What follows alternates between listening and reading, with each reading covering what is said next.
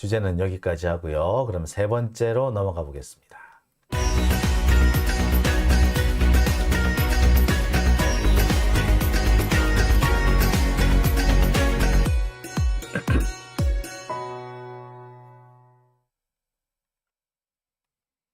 자, 세 번째 주제입니다. 어제까지만 해도요, 언론에서 대부분을 차지한 기사는 천공과 관련된 기사였습니다.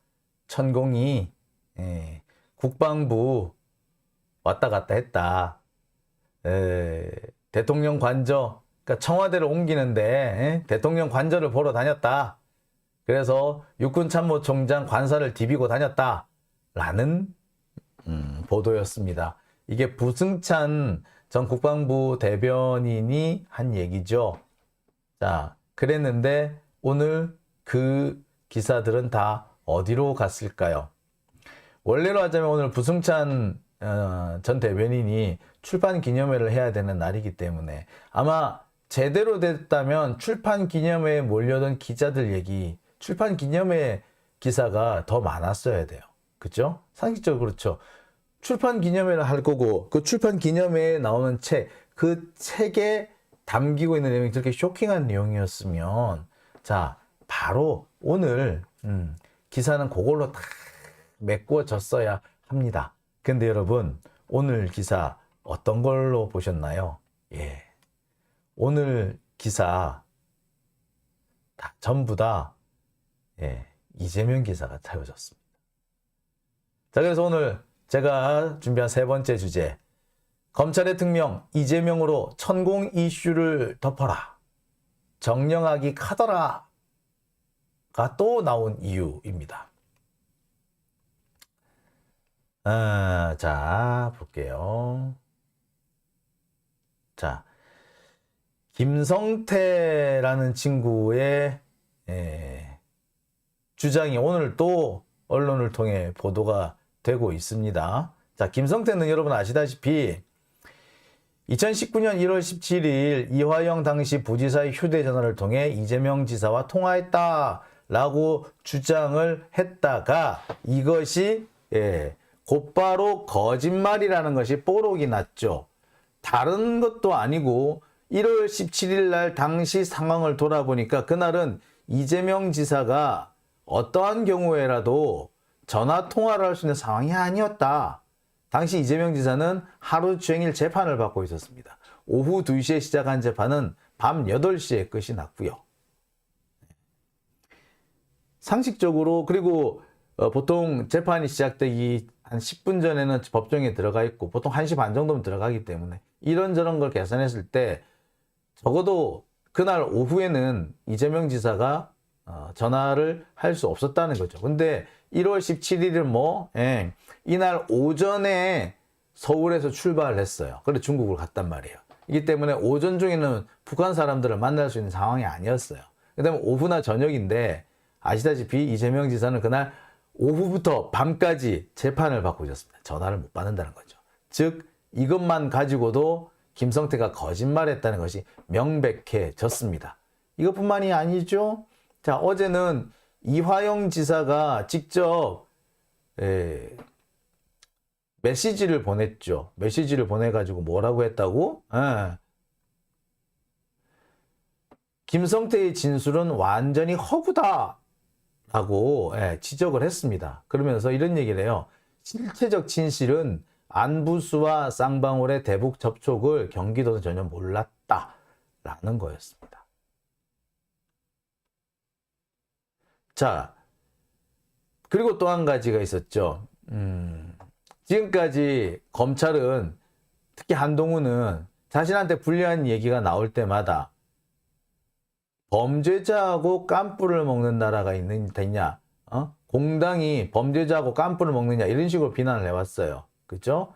그러면서 검사장, 거기다 검찰 출신은 툭하면 뭐 범죄자의 진술을 믿고 어쩌고 저쩌고 이렇게 했습니다. 그런데 아까도 말씀드렸습니다만 김성태라는 사람은 원래 조폭 출신이죠. 범죄자입니다. 범죄자랑 깐뿌 먹은 게 지금은 누굽니까? 자, 여기까지만 오더라도요, 더 이상 김성태 얘기를 가지고 이재명을 얽어매려고 하는 시도는 못해야 정상이죠. 그런데 오늘 또 벌어졌습니다. 이번에는 한 차례가 아니라 모두 네 차례다 라는 식의 보도가 나왔어요. 네. 참 황당무계하죠. 전화한 적이 없대는데 또 이렇게 4번이라고 했답니다. 한 번도 전화한 적이 없다라고, 바꿔준 적 없다라고 얘기를 했는데 또 뭐라 그런다? 이화영 전화를 통해서 바꿔줬다라는 식으로 또 헛소리를 하는 거예요. 자, 하여튼 뭐 기가 찰 노릇이죠. 그러니까 제가 볼 땐 그렇습니다. 이거 분명히 거짓으로 드러났지만 이걸 가지고 또 다른 이슈몰이를 해가지고 이슈몰이를 해가지고 이걸 덮겠다라는 거죠. 뭘 덮으려고 이렇게 이미 거짓말로 드러난 사안까지도 들고 나온 것이다 라고밖에 볼 수 없는 거죠. 자, 이뿐만이 아닙니다. 오늘 이런 기사가 났었어요. 김만배가 경기도 도지사실에 들러가지고 20억을 요구받았다. 이런 단독 기사 떡 떴어요. 그러면서 이거는 누가 했다? 정영학이 했다. 정영학이 김만배한테 들었다. 라는 거예요. 그리고 김만배의 도청 출입 기록이 확보됐대. 도청 출입 기록이 있어요? 나 경기도청 몇 번 갔는데 출입 기록 따로 남는 거 내가 본 적이 없는데. 그리고 출입 기록 안 남기고도 얼마든지 들어갈 수 있는데. 누굴 바보로 합니까? 자, 그리고요. 김만배가 정영학한테 말했다라고 하는 그 날짜가 뭐 2021년 뭐 1월경에 언제다라고 하는데 아시다시피 정영학은 녹취록을 통해서 김만배와의 만남 내용을 고스란히 남겼어요. 그런데 그건 녹취록이 없다고? 그 녹취록이 없어요? 그것만? 어디서 거짓부렁이야. 그리고 여러분 잘 아시죠? 정영학이 한동안 뜸했었습니다. 왜? 정영학 녹취록을 통해서 지가 한 말도 거짓말이라는 게 드러났기 때문이에요. 한동안 유동규를 되게 씹어먹더니 유동규 말은 사람들이 다 안 믿어. 그러니까 유동규 대신해서 정영학을 들먹거리고 있는 거죠. 여러분 유동규의 이 진술을 왜 기자들도 지금 잘 안 믿게 됐느냐 혹시 아십니까? 알만한 사람은 이미 다 아는데요. 유동규가 작년부터 이 기자들을 대할 때 되게 기자들 가지고 약간 갖고 논다는 듯한 느낌이 있었다고 합니다. 그리고 아무리 봐도 쟤 좀 이상해 라는 그런 얘기들이 되게 많았대요. 작년 같은 경우에도 작년에 그 변론을 받았던 그 변호사하고 지금 현재 변론하는 변호사하고 다른 사람이에요. 근데 작년 변호사들은 그 중앙지검 앞에 그 사무실이 있는데 그 중앙지검 앞에 재판이 있는 날 되면은 그 유동규가 나와가지고 하루 종일 죽치고 있으면서 기자들을 그걸로 불러들였다는 거야. 자, 그러고 난 다음부터 그렇게 몇 번 해보세요. 저 감옥에 있는 피의자가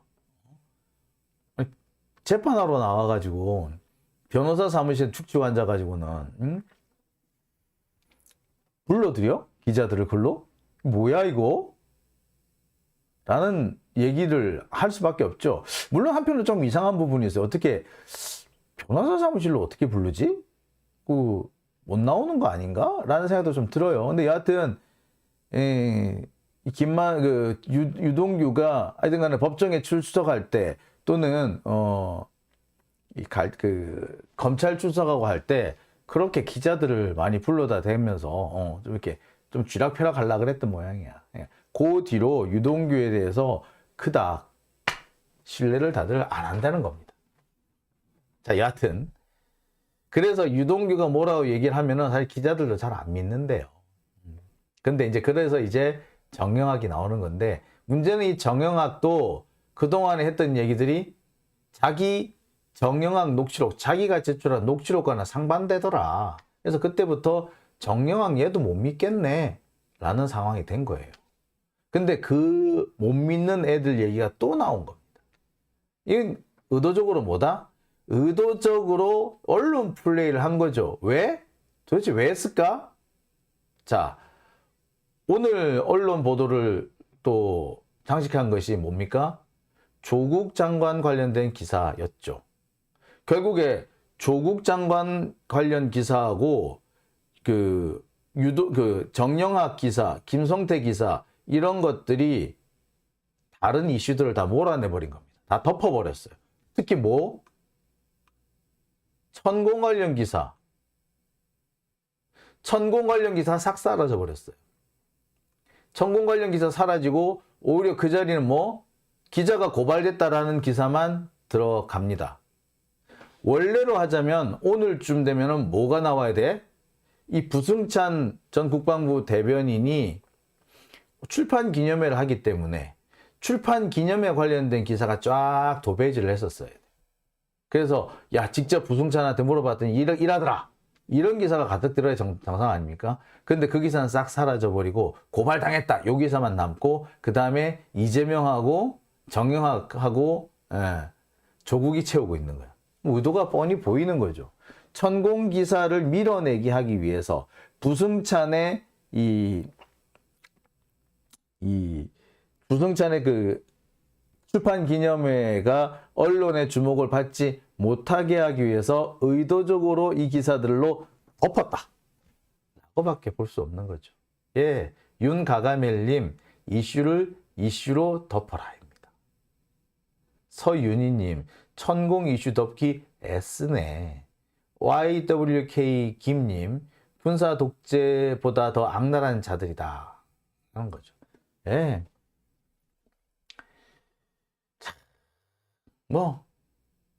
다른 얘기를 굳이 할 필요가 없죠. 천공기사가 사라져 버렸어요. 이것만 보더라도, 왜 그랬구나, 이랬구나, 라는 거를 금방 알 수가 있는 겁니다. 자, 이화연님, 가짜뉴스 고발당해야 돼! 라고 하셨습니다. 자, 지금 현재 검찰도 그렇고요, 기자들도 그렇고요, 고발당한다는 거 별로 고발당하지 않을 거라는 걸 알아요. 제가 이 법조 관련해서 카더라는 통신, 검찰이 카더라라는 이런 기사가 판을 치는 이유, 어떻게 보면 되게 간단해요. 검사들하고 기자들하고 공범이기 때문입니다. 검사들하고 기자들이 그 피의사실 공표죄의 공범이기 때문에 그래요. 두 사람 중에 한쪽만 삐끗하더라도 이들은 둘 다 감옥에 갈 겁니다. 그런데 둘 다 강력한 동맹으로 엮였기 때문에 이들이 마구 떠들 수 있고 마구 써제낄 수 있는 거예요. 검찰이 던져준 내용 아무 확인이나 이 증명 없이 추가 취재, 확인 취재 없이 마구 써제껴도 상관이 없어. 왜? 나중에 거짓이라고 드러나더라도 잘못이라고 드러나더라도 검사가 그렇게 얘기를 해서 했는데요 라고 해버리면 괜찮죠.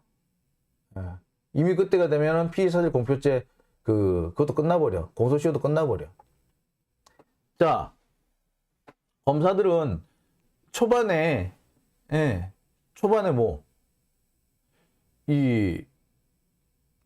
자신들이 이렇게 기자들한테 정보를 주더라도 기자들이 검사로부터 받았어요 라고 말 안 할 거거든.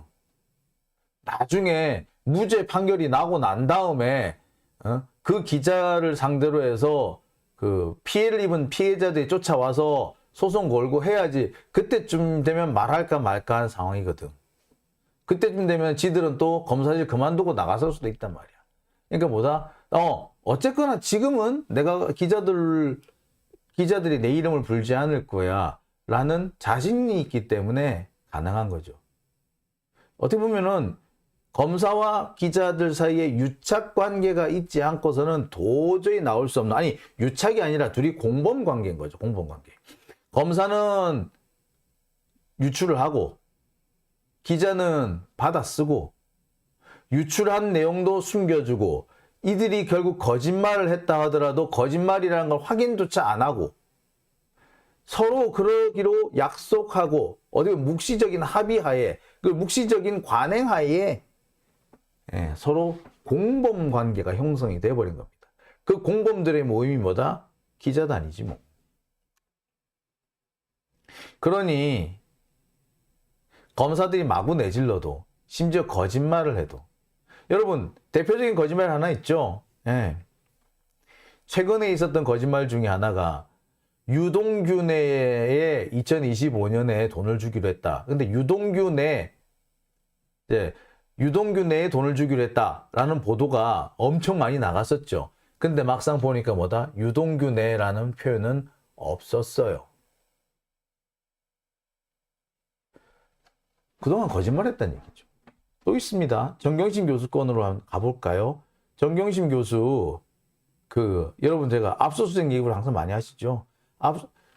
동양대 PC 압수수색도 안 했는데 확보도 안 돼 있는 상태에서 가지도 않은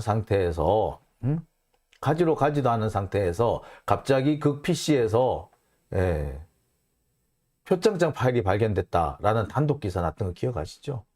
그걸 기자가 근거도 없이 썼겠어요? 듣지도 않게 썼겠어? 누군가한테는 들었으니까 썼겠지. 못 들었는데 잘못 들었던 모양이지 뭐 내용을. 자, 뭡니까? 검사들은 자신들이 원하는 상황을 기자들한테 흘리고 기자들은 그거를 받아 써주고 그걸로 해서 또 다른 정보를 얻고 한마디로 말해서 이 둘은 공범 관계입니다. 유착 관계가 아니고 공범이에요. 공범. 거짓말이라는 거, 왜 모르겠어. 거짓말이라는 건 모를 수도 있지만 거짓말일 수도 있다. 그럴 가능성이 있다. 왜 몰라? 그걸 왜 몰라? 실제로 상황이 벌어진 거 보면 알지. 한명숙 총리 때만 해도 그래요. 한명숙 총리가 돈 받았다라는 뭐 이런 얘기. 당사자가 아니라고 했는데도 결국 끝끝내 몰아가잖아. 근데 결국 알고 봤더니 그 내용들 전부 다 검사들이 만들어낸 얘기였다는 거 드러났지 않습니까? 김봉현이 강기정 청와대 정무수석 관련해가지고 떠벌떠벌 법정에서 얘기를 했는데 나중에 입장문 써가지고 그거는 사실 검사가 시켜서 한 거예요 라고 했잖아요. 자, 검찰이 퍼뜨리고 기자가 받아쓰고 확인도 안 하고 그리고 그 대가로 또 다른 기사를 받고 한쪽은 저지르고 한쪽은 덮어주고 검사들도요 기자들이 덮어줄 거라는 걸 알기 때문에 그렇게 마구 내지르는 겁니다. 제가 한 번은 그런 적이 있어요. 3차장 서울중앙지검 3차장이 브리핑한 내용인데 서울중앙지검 3차장이 이렇게 말했다 라고 기사를 썼더니 대뜸 전화가 왔더라고요. 그 3차장이라고 밝히시면 어떡하느냐. 아니 3차장은 공보관 아닙니까? 공보관이 얘기를 한 건데 브리핑한 건데 그게 그렇게 쓰면 안 되나요? 라고 했더니 안 된대. 결국 그 말을 다시 검찰 관계자라는 말로 바꿨어야 했습니다. 아니 원칙적으로 익명성으로 익명 보도를 하면 안 되는 거예요. 근데 우리나라는 익명 보도가 상식처럼 돼 있지. 그럼 뭐다?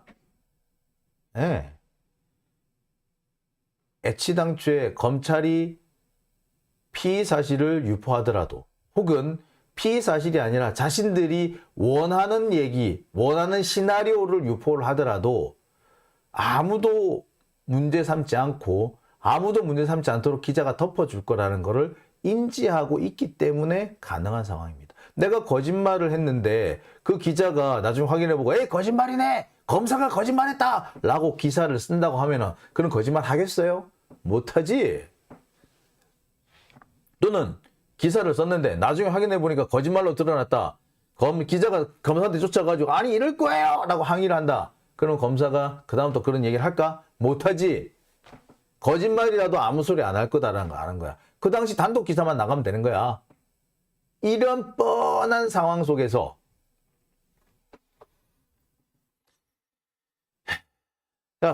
검사와 기자가 공범이기 때문에 피사실 유포죄의 공범이기 때문에 벌어지는 일들이라고밖에 뭐 더 말을 할 수가 없는 거죠.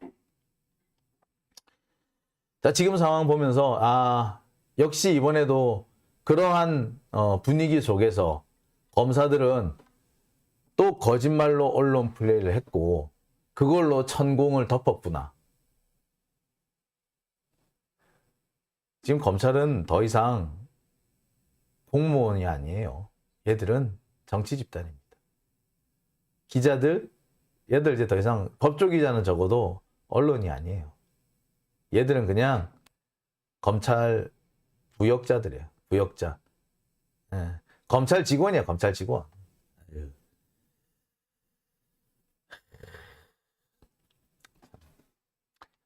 킹썬님, 검세, 판세, 기리기 연합의 특검과 탄핵만이 유일한 길입니다. 라고 하셨습니다. 네. 네, 뭐, 저도 그렇게 생각합니다만, 지금 민주당 내 일부 수박들이 여전히 발목을 잡고 있습니다. 특검에 대해서는, 뭐, 특검을 해서 뭐 하느냐, 특검 무용론을 제기를 하고 있고요. 그 다음에 또, 탄핵에 대해서는 뭐라 그런다? 헌법재판소에서 안 받아주면 어떡할 거냐? 라는 식으로 해서 이렇게 한답니다. 아니, 안 받아주면 안 받아주는 거지. 안 받아준다고 해서 안 할 거예요? 문제가 될 부분이 있다면 해야지. 그리고요, 제가 분명히 하나 말씀드릴게요. 이상민 장관에 대한 탄핵 소추를 했는데 그 탄핵 소추를 헌법재판소가 안 받아들이죠? 헌법재판소 불납니다. 헌재? 모를 것 같아요? 알아요. 헌재도 알아요, 그거. 헌재도 그렇고요. 국민의힘도 그렇고요. 얘네들 진짜로 탄핵 소추를 했는데 기각될 가능성이 높다. 라고 하면은 어쩌는 줄 아세요?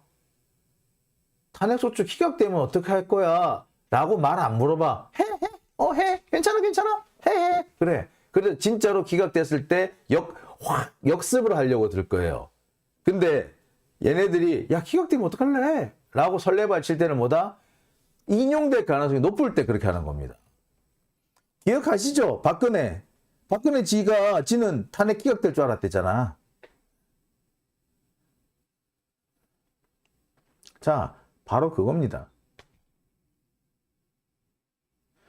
쟤네들은 받아들일 것 같죠? 박근혜 그래서 탄핵 소추됐을 때 뭐라고 하는 거 봤어요? 당당히 헌재 가서 하겠다는 식으로 이렇게 큰소리 땅땅 쳤잖아. 예, 얘네들은요, 그래요. 진짜로 받아들여질 것 같으면은, 야, 기각되면 어떡할래? 라고 해서 애시당 쪽 겁을 줘서 못하게 막고요. 자신들이 볼 때 기각될 가능성이 높잖아? 그러면 해봐! 라고 배짱 튕겨요. 우리 봐와서 모릅니까?